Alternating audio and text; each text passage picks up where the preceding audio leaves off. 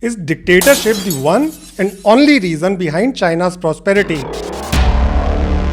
There's a saying in English, the grass is always greener on the other side.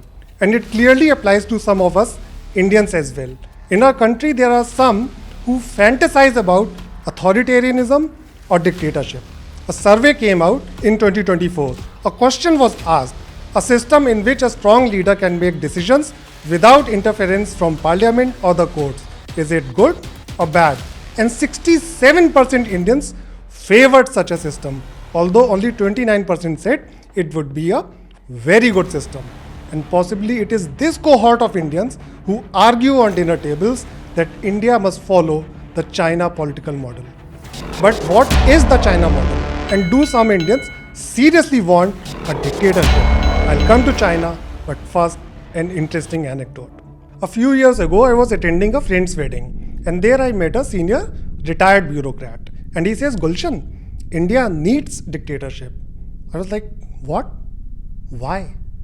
This gentleman argues that dictatorship would speed up economic progress. But he had no answer when I asked a simple question. Let's assume the dictator tomorrow bans education for the girl child. Would you be okay with it? Do you really expect the dictator to have the same priorities as you and me? My reading is that such answers are a result of frustration with China's enormous economic progress and not necessarily a desire for dictatorship. So did China grow so fast only because it has one-party rule? Clearly not. On paper, China is a socialist country, but it is second only to the US in sheer number of billionaires. You see the contradiction there? Similarly, to credit China's success entirely to its political system is to oversimplify a much more complex politico-economic story. Look, China has a single-party system and it's called the Chinese Communist Party or the CCP. CCP does not derive its authority from elections. So what's the bargain with the Chinese citizens? Delivering prosperity for all. It's widely understood that CCP's legitimacy rests on its ability to deliver economic gains for all of society. The bargain is that if the party delivers economic progress, China's society will look the other way. In simplistic terms, the Chinese citizens will keep their mouths shut as long as their incomes keep rising year on year and more people join the middle class. It's another thing that despite China's state capitalism model, there is growing inequality in the country. The story begins roughly in 1978. China's GDP was a mere $150 billion then. That year, Deng Xiaoping addressed the CCP leadership in a speech widely considered to be the beginning of the reform era. In the following years, China followed a political model that incentivized provincial governments for attracting investments and creating jobs.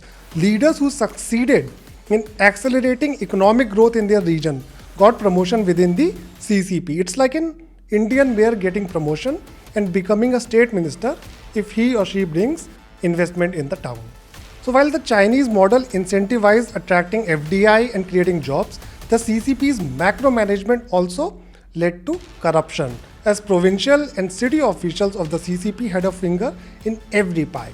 Former RBI Governor Raghuram Rajan argues in his book, land could simply be taken for little compensation and then given to developers at a higher price. Corruption was not the only motivator. Party bosses showed keen interest in such investment because economic growth in their region was important for promotion in the party. So what's the lesson here? Property rights often took a backseat. While business owners and party officials benefited enormously, the system bred corruption. True, the Chinese politico-economic system created state-led growth. The country grew faster. Millions were lifted out of poverty, but it was not because of one-party rule. One-party rule did give China the ability to plan long-term, but China grew because it created the infrastructure for businesses to expand and export. Electrification, highways, and better secondary education all played a key role in China's economic growth, and cheap labor did not hurt. But we must not forget that China's growth rate is not the same anymore. China has cut its annual economic growth target to a range of 4.5 to 5%, the lowest in 35 years. Jennifer Lind writes in Foreign Affairs, the success of Singapore, South Korea and Taiwan in the late 20th century showed that authoritarian regimes can preside over what economists call catch-up growth, lifting their economies from poverty to middle income in terms of per capita GDP. China's economic rise began in the late 1970s when Deng Xiaoping emulated this model. After economies catch up, however, they can no longer rely on cheap labor and capital to drive future growth. And that's what we are seeing happening in China. The debate will continue for years to come, but the idea is simple. Dictatorships work only up to a point. Economic prosperity cannot be the result of a single individual or party's vision. If dictatorship were the secret ingredient of economic growth, countries such as North Korea would be economic superpowers, and democracies such as Japan would still be poor.